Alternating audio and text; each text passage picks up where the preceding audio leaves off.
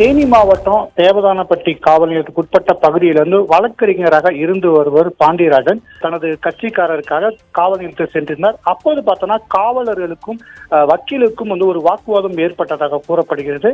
இதனை எடுத்து பார்த்தோன்னா பாண்டியராஜன் காவல் நிலையத்தில் வைக்கப்பட்டுள்ள சிசிடிவி காட்சிகளை தகவல் அறியும் உரிமை சட்டத்தின் கீழ் கேட்டிருந்தார்.